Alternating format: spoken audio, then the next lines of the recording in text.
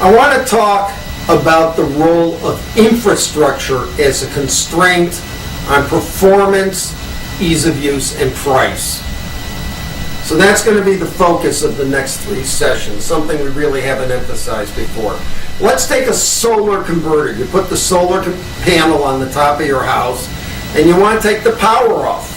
Now the solar cell is producing direct current. We have a problem. Our house works on alternating current. Everything we're plugging into the sockets in the wall, presume there's alternating, not direct current. That means that the performance of that solar cell doesn't really matter unless we can get it to alternating current. So we have to put an inverter on it or figure out an innovation that allows us to create an alternating current solar cell. What does this tell us about performance? It tells us that performance itself is capped by the infrastructure that allows you to use the technology. Let me give you another example. A while back for Westinghouse Savannah River Corporation, this is a company that was running the Savannah River Laboratory of the Department of Energy.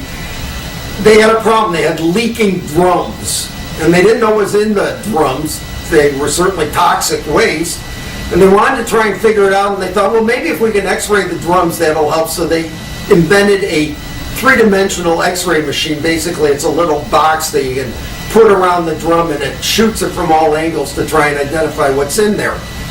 Then the question was, what else can we do with this 3-dimensional x-ray? Where else can we use it? And they thought, well, great, we'll use it in sports. It's great, somebody's out on the football field, they get creamed, wham, they're down, and they'll run out with a little x-ray machine, and they'll take an x-ray of them and determine whether they're okay.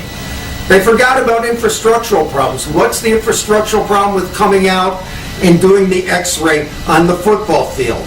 Well, the problem is this. Football today is a sport that is a commercial activity. Even college ball is televised. Certainly pro ball is televised. So the amount of time you have for an injury is basically limited by an ad. So you need to go out, make a determination if somebody's okay or not, and get them off the field in the time of one ad. That's not enough time for a trained professional to come out, take an x-ray, clear everybody out so you don't have to worry about the radiation, take the x-ray, examine it digitally, look at it, make sure they're okay, make a call. Better to just get them off the field. So the performance that was important was not simply the ability to distinguish the fracture or the resolution of the x-ray, it's also the speed that you use it and the training of the people, all these, the radiation dispersion, all these other factors. If you're going to look at performance, the lesson is this. You have to think about performance in the actual context of the practice that is going on. If you don't do that, you may miss really key aspects of the performance.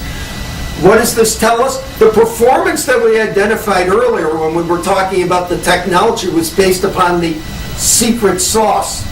What's really interesting about that technology. As we begin to come into the applications, even though that's still important, it may not be the only important things. And when we listen to the voice of the customer, we discovered that there are other things that are as or more important. And now we have to take these into account and look at how our technology performs vis-a-vis these other requirements that the end users have. And these requirements may have nothing to do with the actual practice that's going on, or, well, let me rephrase this, with the goal-driven aspect of that practice. In other words, I'm playing football, somebody gets injured, I want to make sure they're okay so they can play football again. That's the goal-driven aspect of the practice.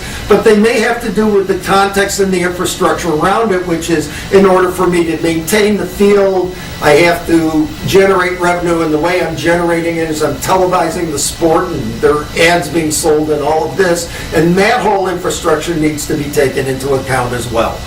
So never forget that the performance that you think is important may not be important to the end user. One way to get a handle on other things that are important to the end user is to look at the context and the infrastructure that's in place in that practice.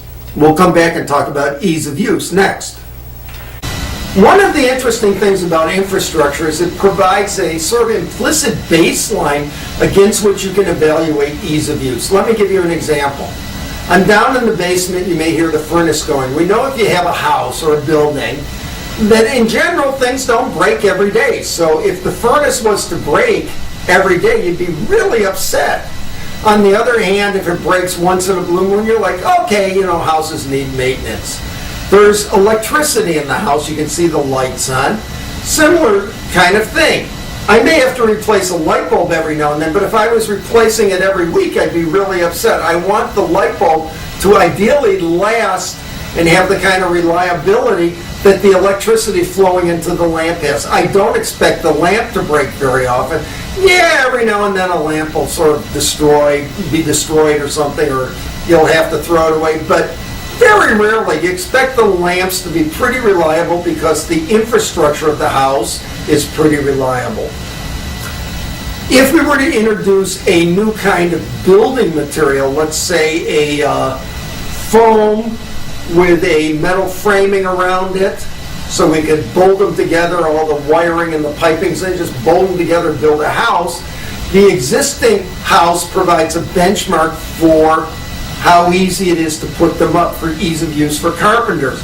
Obviously, you must be easier than the existing structure or there's a problem from an ease of use standpoint. You at least have to match it, and that's one of the interesting things about these sort of prefab modules that you build houses out of is that they use the same tools, they rely upon the same infrastructure, screwdrivers, hammers, all that kind of stuff, and you can put the house together roughly with the same equipment that you would build a normal house.